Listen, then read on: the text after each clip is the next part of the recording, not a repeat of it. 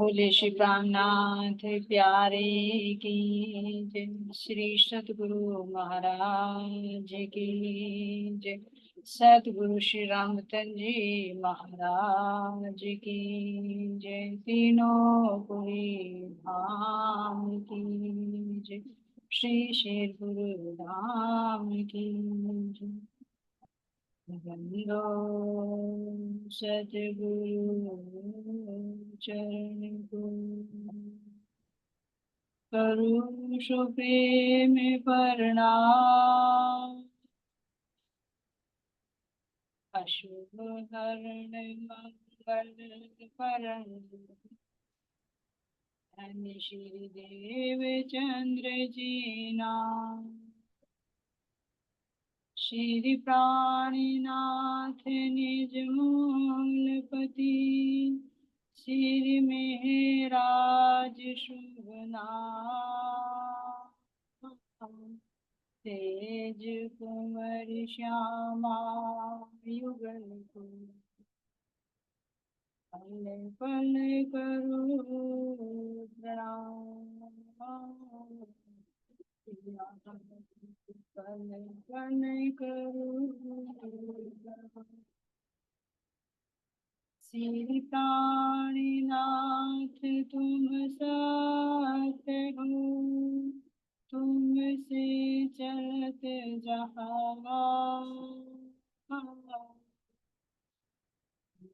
अधीन करनी नहीं बागे की नाथ बागे की नाथ। ऋषितानाथ प्यारे की श्री सद्गुरु रामचंद्र जी महाराज की। सर्व सुंदर साथी की। जी आप सबके धाम में देवता जी युगल स्वरूप के नूरी चरण कमल कोटि कोटि जी महाराज जी की मेहर से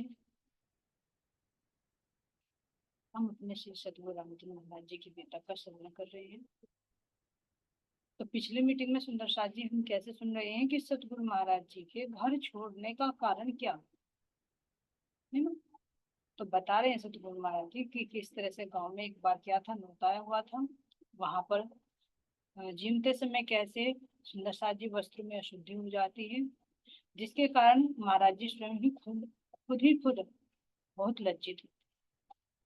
हालांकि किसी को पता नहीं चलता, लेकिन महाराज जी को यह लगता है कि सबको पता चल गया है और मेरा अब यहाँ रहना मुश्किल है। इस प्रसंग के माध्यम से सुंदर साथ जी सतगुरु महाराज जी में दिखा रहे हैं कि हमारे अंदर कितनी अशुद्धियां है ना। तो उन अशुद्धियों को किस तरह से दूर किया जा सकता है वो भी हमें बताया। तन की शुद्धि, मन की शुद्धि, बुद्धि की और चित्त की शुद्धि। सुंदर, तो तन की किससे हो सकती है सुंदर साथ जी? जल से। लेकिन अब विचार कीजिए, केवल जल से बाहरी तन को धोया जा सकता। परमात्मा को पाने के लिए केवल बाहरी तन धोना अनिवार्य नहीं होता। अंदर में जो ध्यान अवस्था के लिए पात्रता लाई जाती है इस तन में, तो प्राणायाम और योग साधना से भी अंदर नाड़ियों का भी शुद्धिकरण होता है। वो भी तन की शुद्धिकरण में आएगा। क्योंकि अगर बाहर से तन को धोया और अंदर में हम ध्यान में 1 मिनट भी नहीं बैठ सकते है ना, तो हमारे शरीर में भी अंदर में भी सुंदर साथ जी सतोगुण का प्रभाव होना चाहिए। तो खान पीन की, बोलचाल की, ये सब अशुद्धियां जिनको हमें शुद्ध करना। मन की शुद्धि किससे जानी सुंदर साथ जी? तप के माध्यम से, यानी इंद्रियों को निग्रह। बुद्धि के अंदर जो अशुद्धियां होती है, जो ज्ञानता होती है, वो किसके माध्यम से होती है? ज्ञान के माध्यम। और सुंदर साथ जी देखते हैं हमारा अंतःकरण होता है चित्त, जिसके अंदर सारे संस्कार मौजूद होते हैं जन्म जन्मांतर के, जिनको लेकर ये जीव आवागमन के चक्कर में घूमता है। इसकी शुद्धि जो है वो किससे घटती है? ध्यान के माध्यम से। अब ये 4 अंतःकरणों से अलग बचा सुंदर साथ जी हमारा जीव। तो जीव के अंदर जब भक्ति भाव आता है, उस भक्ति भाव से ही वो निर्मल। क्यों? क्योंकि जीव की उत्पत्ति मोह से हुई। मोह तत्व जो है सोई जो जो सो तो रहियो न कोई। मोह और अहंकार तो इसके अंदर मूलभूत में होता है। तो जब ये भक्ति भाव से ओत प्रोत हो जाता है तो इसके अंदर जो अशुद्धियां होती है वो मोह प्रेम में परिवर्तित होता है, वो अहंकार समर्पण में समर्पित हो जाता है। तो तब ये जीव आत्म में परिवर्तित हो जाता है। सुंदर जी जो महाराज जी कह रहे हैं जीव टल से। तो इस तरह से महाराज जी इस प्रसंग के माध्यम से हमें बता रहे हैं कि हमें किस तरह से अपने अंदर की अशुद्धियों को दूर करना है, और ये उसका साधन क्या है ये भी बता दिया कि केवल स्वरूप के चरण, अपने 25 पक्षों में रमन, अपने धनी की लीलाओं में रमन। उनसे ये सुंदर साथ जी हमारे जीव के अंदर क्या आता है वो प्रेम भाव और भक्ति भाव परबल।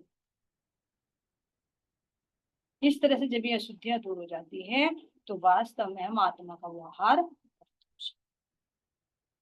तो अब सुंदर साथ जी आगे चलते हैं, महाराज जी क्या कह रही हैं। अब यहाँ लग रहा है महाराज जी को कि सबको पता लग गया है, और मेरा जो स्टेटस बना हुआ है उनकी दृष्टि में कि भाई मैं जाति से भी ब्राह्मण हूँ और कर्म भी मेरा क्या है पूजा पाठ कराना, सब रेस्पेक्टेड नजरों से मुझे देखते हैं। तो अब सबको ये पता लग गया कि ऐसा मेरे से कर्म हुआ है तो लोग मुझे क्या कहें। भांडा अब मुंह दिखलाने काबिल नहीं समझता अपने को, दुनिया सब तैयार नजर आती है मुझ पर हंसने को। तो महाराज जी कह रहे हैं कि अब मैं मुंह दिखलाने के काबिल नहीं। क्यों? क्योंकि मेरे से ऐसा कुछ ये हुआ है। दुनिया सब तैयार नजर आती है मुझ पर हंसने। तो यहाँ तो महाराज जी से कोई इतनी बड़ी गलती नहीं हुई सुंदर सा जी की भाई जानबूझकर ये गलती की है। तो शारीरिक क्रियाएं किसी की भी साथ हो सकती है, लेकिन महाराज जी हमें यहाँ दर्शाना चाह रहे हैं कि हे मेरे आत्मा, जो हमारे अंदर अशुद्धियां भरी हुई हैं, अगर हम परम धाम की आत्मा हैं और जब धनी के सामने हमारा न्याय होगा तो फिर क्या हमारे पे तो सारी दुनिया नहीं हंसेगी? क्योंकि उस समय सबके अंदर जागृति बुद्धि, जिसकी जैसी करनी वो सब खोली जाए। तो जब सबकी करने का पिटारा खोला जाएगा तो महाराज जी कह रहे कि उस समय हमारे सिर कैसे ऊंचा उठेगा, सब हमारे ऊपर। जिसने मेरा यह कुकर्म देखा है कभी न चूकेगा, क्या जवाब दूंगा उसको जब कोई मुझसे पूछेगा। तो सुंदर सा जी देखिए, जब यहाँ पर महाराज जी को किसी ने देखा नहीं है तो फिर महाराज जी क्यों कह रहे हैं कि सारी दुनिया तैयार है मुझ पर हंसने? क्यों कह रहे हैं कि जिसने मेरा कर्म देखा वह कभी नहीं चूकेगा? ये संकेत दे रहे हैं हमारे अंदर की अशुद्धियों को दिखाने के लिए कि उस कयामत के दिन देखो, उस न्याय के दिन देखो, जब सबके सामने तुम्हारी करनी खोली जाएगी, कैसे खुलेगी। अब ये कहे कि क्या राज्य महाराज जी सारी दुनिया के सामने हम हमारी हंसी कराएंगे? नहीं। लेकिन जब राज्य महाराज जी के दिल में वो बात है तो क्या सारी सखियों के दिल में वो बात नहीं आएगी? आएगी, क्योंकि अद्वैत है। जब मेरे राज्य महाराज जी के दिल में वो बात है वो ही मेरे दिल में है, तो जब एक अद्वैत की भूमि में पहुंचेंगे तो क्या वो बिना कहे ऑटोमेटिक सबके दिल में नहीं आ जाएगी? तो इसलिए कह रहे हैं कि जिसने मेरा यह कुकर्म देखा है कभी न चुके। यानी जब उस समय सबकी करनी सबके सामने हो जाएगी तो उस समय कोई नहीं चूकेगा कि भाई तुझे समझा भी दिया था, तुझे बता भी दिया था, फिर भी तू उसी अज्ञानता में। फिर भी अगर हम छुप छुप कर भी कुकर्म कर रही हैं, वाणी की आड़ में भी कुछ कुकर्म कर रही हैं, हम ये सोचे कि कौन देख रहा है, लेकिन वो देख रहा है जो हृदय में बैठा। हम नहीं देख पा रहे उसको, लेकिन वो हमें पल पल देख रहा है, निमित ना छोड़े नजर से इन ऊपर कहाँ पर। तो जब भी तो कहा सुंदर साथ जी, यदि हमें ये एहसास होने लगे कि कोई देखे या ना देखे लेकिन मेरे धनी मुझे हर पल देख रही है, अगर मेरे मन में कोई बात आ रही है तो उसको भी देख रही है, तो तभी ये समझो कि वास्तव में हमारे अंदर कुछ चाहते। नहीं तो हम ये सोचते हैं अरे मैंने उसे कह दिया, क्या उसे कौन सा पता है, अरे मैं छुप कर काम करूं उसे कौन सा पता है। उससे सब कुछ, जैसे आती है ना एक कहानी कि जब एक एक गुरु थे, उसके 3 शिष्य होते हैं। तो वो तीनों शिष्यों की परीक्षा लेना चाहते हैं कि देखूं तो सही, मैंने इन्हें इतना ज्ञान दिया है कि इन्हें कितना कुछ पता चला है, कितने मतलब इनके अंदर जो नास्तिकता की वो कितने आस्तिक हुए हैं, यानी परमात्मा में कितना विश्वास है, कैसे समझते हैं। तो वो एक एक सेव अपने तीनों शिष्यों को दे देते हैं और कहते हैं कि तुम ऐसी जगह जाओ, इसको खाकर आओ जहाँ कोई ना देखे। ये गुरु को परीक्षा लेने, गुरु को तो पता होता है, लेकिन फिर भी हमें शिक्षा देने के लिए सुंदर साथ जी ये बताई जाती है। तो उन्होंने अपने तीनों शिष्यों को भेजा, तो एक शिष्य तो बहुत जंगल में गए, खुले में उसने चारों तरफ देखा। उसने सोचा कि शायद मैं कहीं पर्दे में कुछ, दीवार की ओट में कुछ खाऊंगा तो शायद पीछे हो या कोई अंदर हो या बाहर हो, कैसे भी देख ले, तो क्यों ना मैं खुले में खाऊं, क्योंकि खुले में मेरी नजर जा रही कि मुझे कोई नहीं दे। तो वो गया, खुले मैदान में गया और उसने वो सेब खाया। अब दूसरा जो शिष्य था, वो दूसरा शिष्य गया बहुत गहरी गुफा, बहुत छोटी सी। तो उसने देखा कि भाई ये तो छोटी सी गुफा, यहाँ बैठ जाए, तो मुझे आसपास में कोई नहीं देख रहा, ऊपर से पक्षी भी नहीं देख रहे, नीचे से भी चींटी वगैरह भी कुछ नहीं है, यानी जितना मेरा एरिया है मुझे कोई नजर नहीं आता, तो कोई नहीं। उसने वहां वो आराम से कहा। अब जो तीसरा शिष्य था, उसकी तो दृष्टि खुल चुकी थी, वो कहीं खुले में गया तो भी ये देखता है, अरे कोई देखे या ना देखे, लेकिन वो तो मुझे देख रहे हैं, क्योंकि वो तो अंतर्यामी है, वो तो सर्ववर्त है, वो देख रहे हैं मुझे। जब मेरे हृदय में बैठा हूँ तो जहाँ मैं जा रहा हूँ वो वही मुझे देख रहे हैं। गुफा में भी गया, वहां भी ये देखा कि मुझे तो यहाँ देख रहे हैं। नदी में भी गया, जल के अंदर भी घुसकर देखा, तो ये तब भी देखा कि मुझे तो देख रहे हैं। तो वो अपने सेव वापस लेकर आ गया और गुरुजी से कहा कि गुरुजी मुझे नहीं, मुझे ऐसी कोई जगह नहीं। दोनों शिष्य ने तो तुरंत कह दिया कि गुरुजी मैंने गुफा में जाकर खाई, वहां कोई एक चींटी तक भी नहीं, इसलिए मुझे किसी ने नहीं देखा, मैं परीक्षा में पास हूँ। दूसरे ने कहा गुरुजी मैं खुले आकाश आसमान के तले गया, खुला मैदान, वहां कोई भी एक चिड़िया का बंदा भी नहीं था, मैंने वहां पर वो सेब खा लिया, किसी ने नहीं दिया। लेकिन तीसरे ने जो कहा कि मैं जहां भी गया, हे मेरे गुरुदेव, मुझे तो ये लगा कि कोई देखे या न देखे, मेरे परमात्मा मुझे देखे, इसलिए कहीं भी मुझे ये एकांत जगह नहीं मिली कि मैं इस सेब को खा सकता, इसलिए मैं इसे वापस लाया हूँ आपसे नहीं। मैं इस परीक्षा में सफल नहीं हो पाया। क्यों नहीं हो पाया? क्योंकि मुझे ऐसी जगह मिली ही नहीं जहाँ कोई मुझे ना देख रहा हो। तो गुरु ने तुरंत खुश होकर कहा कि वास्तव में बेटा तेरी ही दृष्टि है, तू ही इस परीक्षा में पास हुआ, फेल नहीं हुआ। क्योंकि मैं यही तो देखना चाह रहा था कि तुम्हारी दृष्टि में परमात्मा कितने हैं, क्या तुम कहीं मंदिर में या कहीं जगह विशेष स्थान पर परमात्मा को देखते हो, या हर पल उसकी उपस्थिति का अनुभव। तुम्हें कोई भी कर्म करोगे तो क्या तुम्हें अंदर में यह है कि कोई देखे या न देखे, परमात्मा मुझे देख रहा, तो जो ऐसा सोचता है वो कभी गलत कार्य नहीं करेगा, क्योंकि उसकी दृष्टि में वो होता है जो उसका न्याय करने वाला होता है। तो हम तुम अपने से एक दूसरे से चोरी कर सकते हैं, एक दूसरे से छिपा सकते हैं, एक दूसरे से झूठ बोल सकते हैं, लेकिन परमात्मा से तो कुछ छिपा नहीं है, वो तो सब कुछ जानता है। तो इसी तरह से सुंदर शाह जी महाराज जी यहाँ पर कह रहे हैं कि जिसने मेरा यह कुकर्म देखा है कभी न चूकेगा, क्या जवाब दूंगा उसको जब कोई मुझसे पूछे। न्याय की समय बात, जब हम सब सखियां वादा करके आई थी, अब फिर एक दूसरे से कहेंगे भाई तूने मुझे जगाया था, तो कहेंगे हाँ जगाया। इंद्रावती भी कहेगी मैंने जगाया, बहुत प्रियतम। हमारी रतनबाई भी कहेगी मैंने तुम्हें जगाया। सखी एक दूसरे को जो सहयोग कर रही वो भी बताएंगे मैंने। तो उस समय अगर फिर भी हम सुनकर अनसुना करते तो उस समय महाराज जी कह रहे क्या जवाब दोगे उससे, और न्याय तो करना है सबको, ये तो नहीं कि कोई इससे चूकेगा। जीवों का यहाँ धर्मराज के यहाँ होता है, हमारा तो अपने धामधनी के चरणों में होगा, श्रम धामधनी काजी बन कर बैठेंगे। तो कह रहे हैं यहाँ जवाब दूंगा जब कोई मुझसे पूछेगा। तो सुंदर साथ जी यहाँ पर महसूस करे, अपने आप को उपस्थित करके देखे कि यही मेरा समय न्याय का है, और अगर अभी भी मैं ये इस कर्मों में लगी हुई हूँ, अभी मैं अपने धनी के चरणों से अलग हूँ, तो समझो मैं क्या जवाब दूं, क्योंकि 1 मिनट का भी समय नहीं है कि इस सृष्टि का पता नहीं कहा, ये धनी के हुक्म पर निर्भर है। अब हमारे तुम्हारे बस की कुछ नहीं। कब वे हर रूह के दिल में उपजाते कि नहीं अब तो धनी लेकर चलो, तो तुरंत हुक्म दे देंगे, क्योंकि हम तो हाथ और हक के हाथ। तो इसलिए सुंदर साथ जी कह रहे हैं कि कल करे सो आज कर, आज करे सो, और पल में परलय होएगी बोहरी करेगा कब, तो किसी और के लिए नहीं है, हमारे लिए।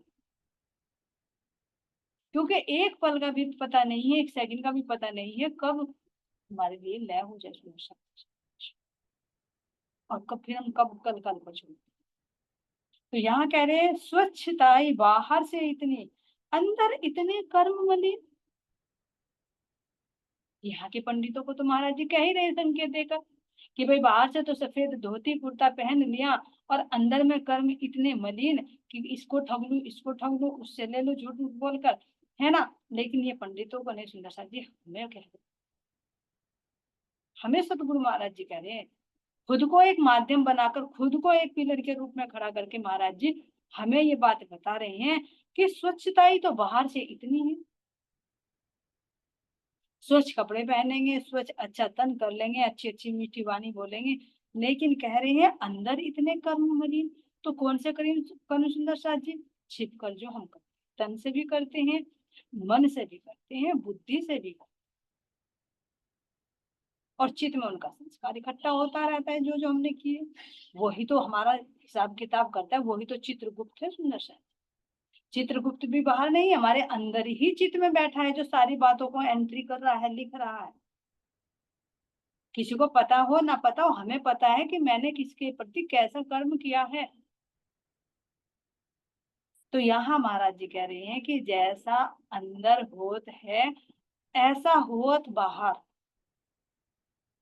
जैसा अंदर से वैसा बाहर से, जैसा बाहर से ऐसा ही अंदर से। तो क्यों एक पल के लिए भी दूर नहीं। लेकिन यहाँ महाराज जी कह रहे हैं कि हमारी दो स्थितियां, बाहर से हम देखिए अपने आप को, बाहर से हम चाहे सुंदर साथ हो चाहे रिश्तेदार हो, कैसी मीठी मीठी बातें करेंगे, और अंदर में ऐसा जहर भरा हुआ है कि तुरंत पीठ पीछे वो विष बनना शुरू कर देंगे, हमारे मन की हमारी भी प्रति सुंदर साथ। और जब तक हम अगर अपने आप को नहीं सुधारेंगे, जब तक इनसे हम अलग नहीं हटेंगे, तब तक यही चक्कर काटते। तो अंदर के जो हमारे कर्म मलिन है, तो उन पर महाराज जी दृष्टि डाल रही है कि देखो बाहर से हम कैसे हैं और अंदर से हम कैसे।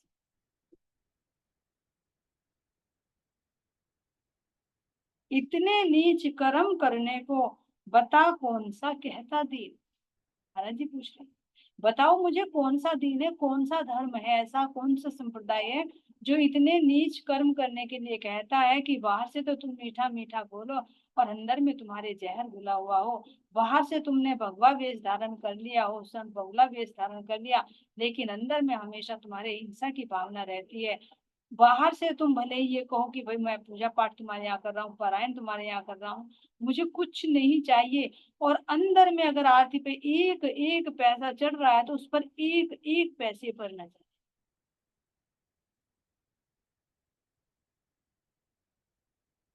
बहुत सूक्ष्म, बहुत छोटी छोटी छोटी छोटी चीजें हैं सुंदर सा जी, जो हमारे बंधन का कारण। और हम सोचते हैं हम तो अपनी मेहनत की कमाई में,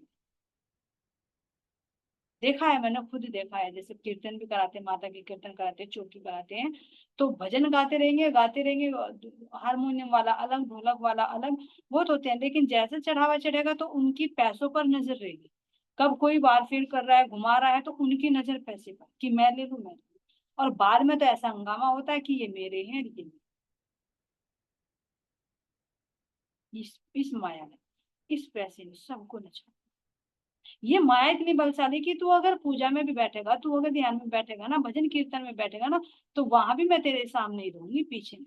परमात्मा को तेरे पीछे कर दूंगी, मैं तेरे आगे भी।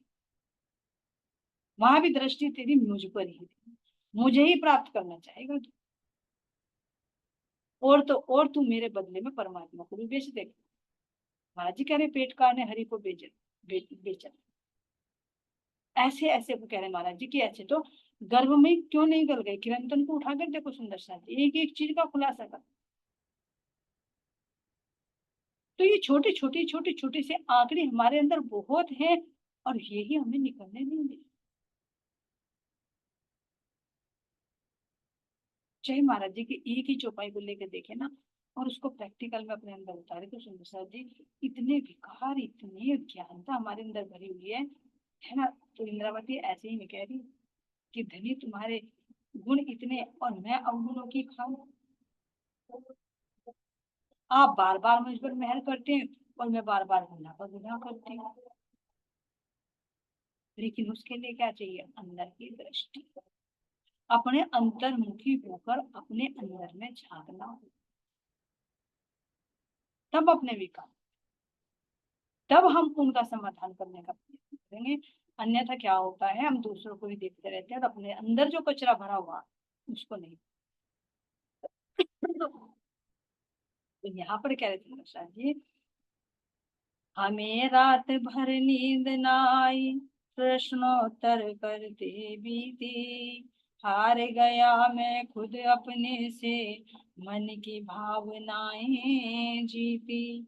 हमें रात भर नींद नहीं है। महाराज जी की स्थिति देखो, अभी बाहर से थोड़ी सी अशुद्धि हुई है, अंदर उनके कोई अशुद्धि नहीं थी सुंदर सा। तन से निर्मल थे तो वे मन से भी निर्मल, ज्ञान से भी निर्मल थे और चित्त के अंदर के संस्कार भी उनके वशमूल हो चुके थे सुंदर सा। नहीं तो बचपन से ही संत ना होते। संत तो आप बचपन के ही थे, बड़ा विलक्षण था बचपन।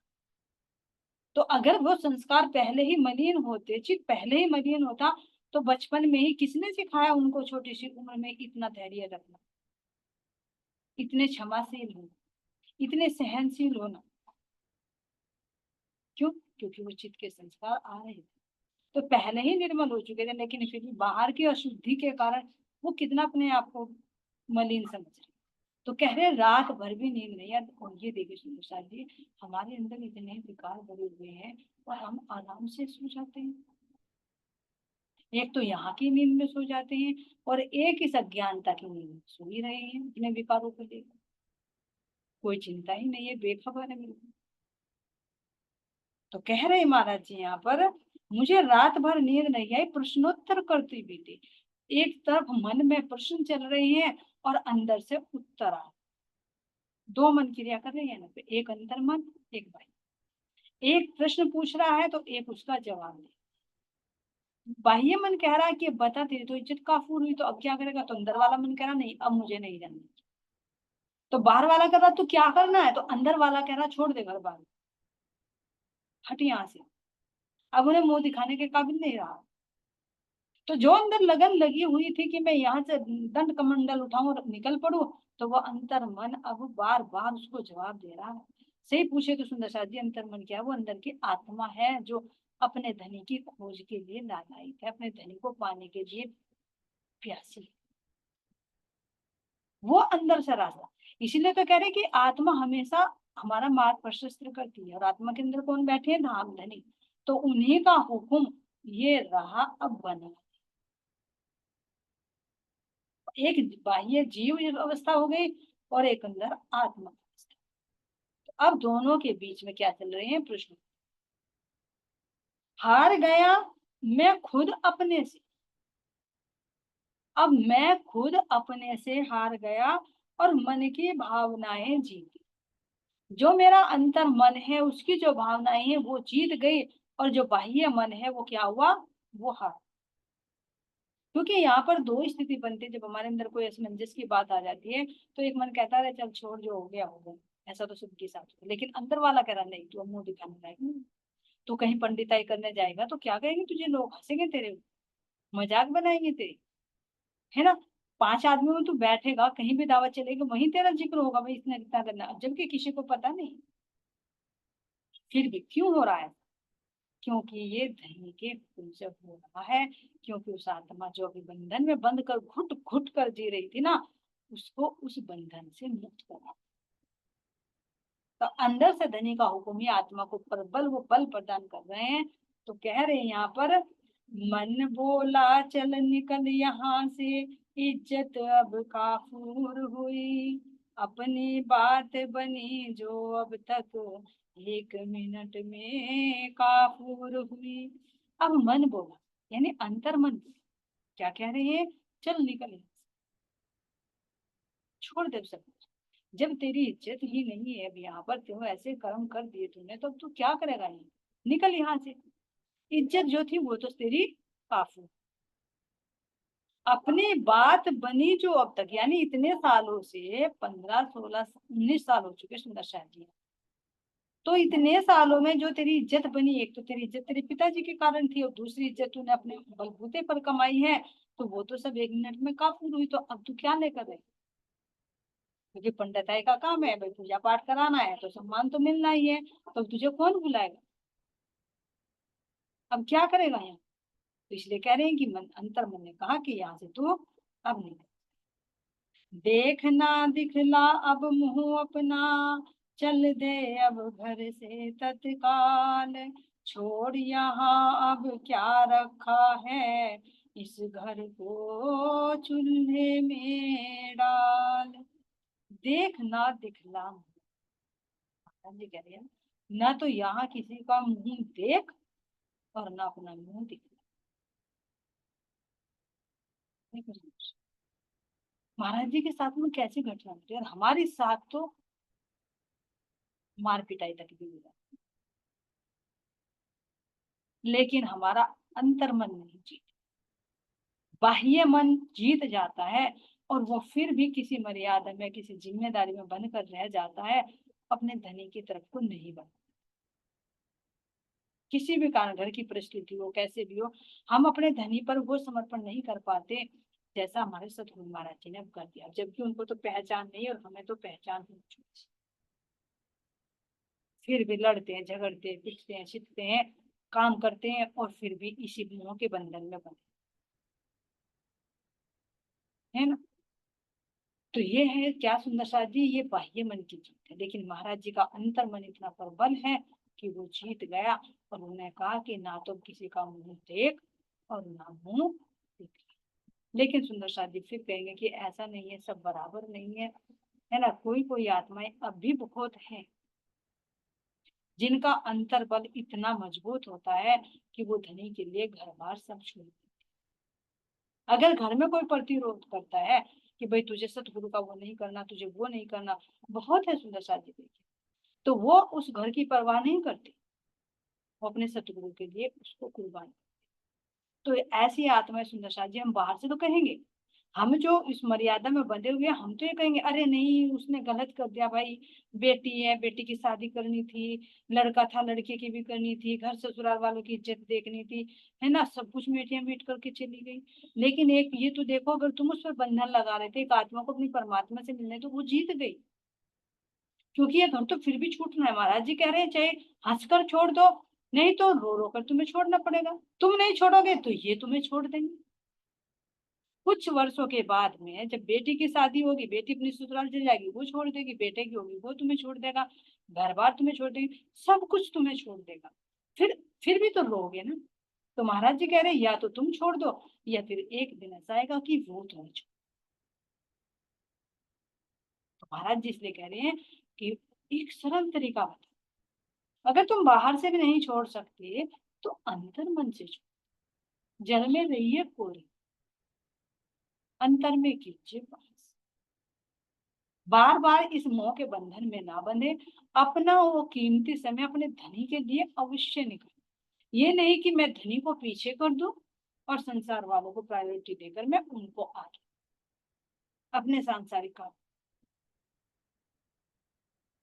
तो यहाँ सुंदर साथ जी हमारी यही सिखावन दे रहे हैं हमें। अब देखे कि अब हमारा मन कौन सा था, बोले महाराज जी का कौन सा मन था अंदर में, एक बेचैनी तो हर एक की होती है, क्योंकि जब अंकुर है आत्मा है तो वो अपने धनी के लिए पंख फड़फड़ाती है, लेकिन उसका वजूद नहीं होता कि वो खुले आकाश में उड़ ले, वो वहीं के वहीं फिर बंधी रह जाती है उससे। जैसे कोई होता ना किसी पक्षी को बहुत कई सालों तक पिंजरे में रखो, है ना, उसको खाना दाना देने लगो, उसको हैबिट बन जाएगी। और कुछ दिन के बाद अगर उससे तुम पिंजरे से खोलो तो थोड़ी देर के लिए उड़ान भरेगा, फिर पिंजरे में आएगा। तो वो हालत हमारे जीव की हो रही है। घूमेगा फिरेगा फिर इसी पिंजरे में बंद। क्यों? क्योंकि पता है इसको यहाँ से चुपका मिल रहा है, तुझे खाने पीने के लिए मिल रहा है, सब कुछ इसी में करते हैं। तो ये स्वभाव हो चुका है। और अगर ये अंदर से बंधन ना टूटा, अंदर की गांठें ना टूटी, तो फिर कोई काट नहीं सकता कि अगला जन्म भी बंधन में ही बनकर आए। क्योंकि चित्त में संस्कार बढ़ते जा रहे हैं, बढ़ते जा रहे हैं, जैसे होता है ना जहर, चढ़ता जा रहा है, चढ़ता जा रहा है, चढ़ता जा रहा है माया का रंग। तो तुम ये सोचो कि आखिर में कैसे उतर जाएगा इतने। अगर यहाँ पर भी देखो कोई कपड़ा हमारा बहुत गंदा है, तो क्या एक बार की धुलाई में धुल जाएगा वो? उस पर तुम्हें साबुन भी लगानी पड़ेगी, कई बार लगानी पड़ेगी, गीला भी करना पड़ेगा, फिर तुम ब्रश भी मारोगे, नहीं तो और ज्यादा भी करोगे, तुम मशीन में भी धोकर फिर ऊपर से भी उस पर बार करोगे, तब भी नहीं उठता। वो बहुत सारा कपड़ा ऐसा होता है कि फट जाता है लेकिन उसका मैल नहीं जाता। ऐसे ही सुंदर शांति हमारी स्थिति, हमारा जीव जो है ना हमारे अंतःकरणों से, इंद्रियों से इतना मलिन हो चुका है। तो महाराज जी कह रहे हैं कि मैं बार बार बार बार कितने जन्मों से तुम्हें धोता हूं, लेकिन इतना मलिन हो चुका, अगर इसमें मैं साबुन लगाऊं, ज्ञान रूपी साबुन लगाऊं, प्रेम रूपी जल लगाऊं, और थोड़ी सी अगर मैं छार लगा दूं, तो फिर क्या करते हैं? बस हम चर्चा ही नहीं सुनेंगे, हम सत्संग ही नहीं लेंगे, हम नाम ही नहीं लेंगे, हम तो अपने परिवार में खुश हैं। ऐसा किया होगा सुंदर साथ जी, महाराज जी के शरण में होंगे, लेकिन हमने उनको छोड़कर संसार को चूज किया। महाराज जी कह रहे तुम्हारी चॉइस है, तुम्हें संसार चाहिए तो संसार दे दिया, लेकिन फिर भी कह रहे फिर भी मैं तुम्हारी, फिर भी मैं तुम्हारे अंदर बैठा हुआ तुम्हें जागृत कर रहा हूँ, लेकिन मुझे इंतजार है कि मेरी रूह कब मेरी तरफ देगी। तो जिन्होंने देखा वो तो निकल गए, हमारी रतनबाई निकल चुकी सोच, लेकिन हम अभी इसमें फंसे। तो कह रहे हैं देखना दिखला अब मुंह अपना, चल दे अब घर से तत्काल, छोड़ यहाँ अब क्या रखा है, इस घर को चूल्हे में डाल, जो सोना कानों को छेदे, लानत है उस सोने पर, होकर पैदा होना ज्ञान उदय, तू ऐसे पैदा होने पर। कह रहे हैं जो सोना कानों को छेदे, यानी कानों में तुमने सोना पहन लिया, भारी भारी ज्वेलरी पहन ली, लेकिन वो तुम्हारे कानों को ही तोड़ रहा है, छेद रहा है, तो ऐसे सोने का फायदा क्या? पहनोगे तुम इसको? जो तुम्हारे कानों को ही तोड़ डाले, ऐसे सोने को तुम कानों में धारण करोगे नहीं? लेकिन हम कर रहे हैं, जो हमारी आत्मा को तोड़कर, धनी से तोड़कर माया में लगा रहा है सुंदर साथ जी, तो ये ऐसा ही तो सोना है, लेकिन हम और चाह चाह कर उसको भारी बनाते, और भारी हो और भारी हो और भारी हो। तो हम इसको हल्का नहीं, इसको और भारी बनाते। लेकिन महाराज जी ने कहा कि ये सोना मैं नहीं धारण करूंगा जो मेरे कानों को छीन।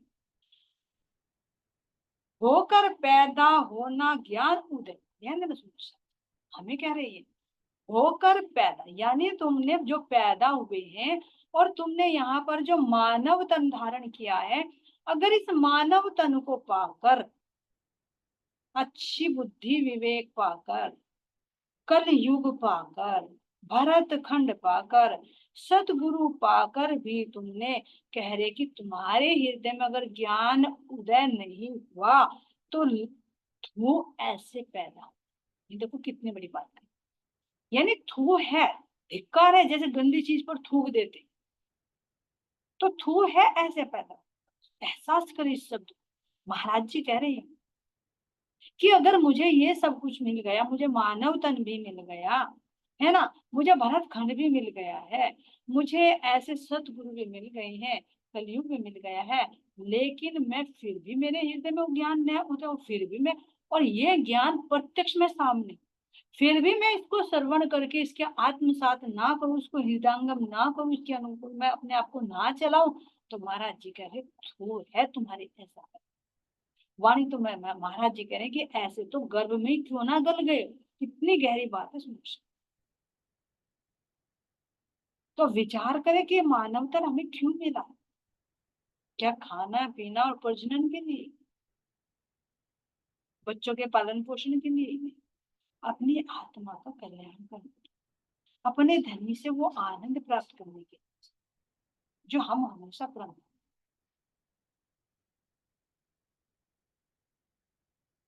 ये देखे सुनो, यहाँ पर कोई कुकर्म कर दे, कोई गलत काम हो जाए, कहते हैं "थू, तुझे काम करना", हमें कितनी गलानी होती। लेकिन महाराज जी के शब्द इतना ठीठ हो गया, इतना कठोर दिल हो गया, क्यों सुखदेव महाराज जी के। कि अगर हमारे अंदर ये ज्ञान की ज्योति नहीं जली तो हमारे ऊपर थू है, धिक्कार है हमारे ऊपर। गंदी चीज पर थूका जाके सुंदर जी, तो यानी हमारा जन्म लेना कितना गंदा है। मांस का पिंड है, गंदे लोथड़ा, उसी गंदगी में जीता मरता रहा, खाता पीता रहा और जीवन बिता दिया, तो क्या फायदा हो। धिक्कार का फल। तो ये हमें खाने पीने सोने के लिए नहीं मरना मानव जीवन, ये हमें अपने आत्मा के कल्याण के लिए मानव जीवन मिला है, जिसमें रहते रहते हमें अपने धन को प्राप्त कर लेना है। अन्यथा महाराज जी कह रहे आगे 84 लाख योनियां हैं, जिनमें तुम्हें समय तो रहेगा लेकिन तुम्हारे अंदर वो विवेक नहीं होगा। तुम्हारे पास में आंखें तो होगी लेकिन तुम इस वाणी को नहीं पढ़ पाओगे। तुम्हारे पास कान तो होंगे लेकिन सतगुरु की वाणी को नहीं समझ पाओगे। तुम्हारे दिल में हृदय तो होगा लेकिन धनी के प्रति वो नहीं रखते।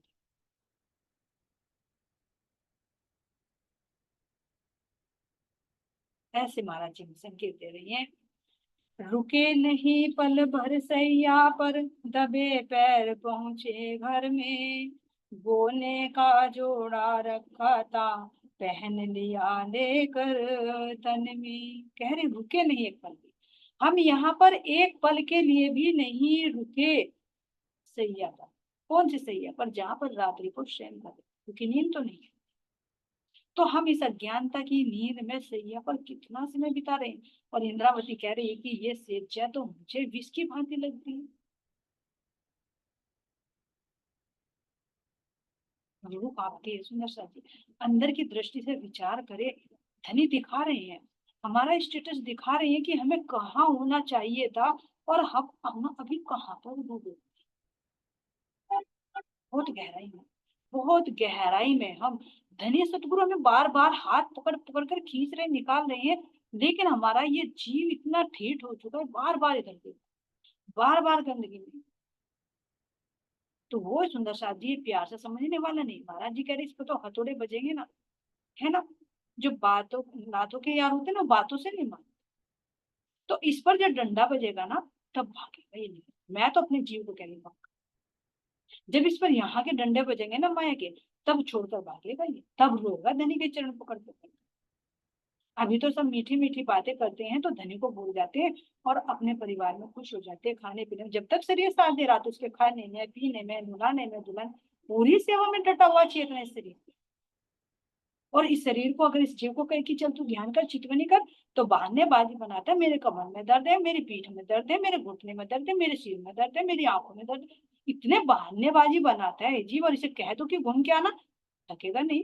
2 घंटे तक अगर किसी की चुगली चल रही है तो सड़क पे खड़ा खड़ा इसे थकेगा भी नहीं।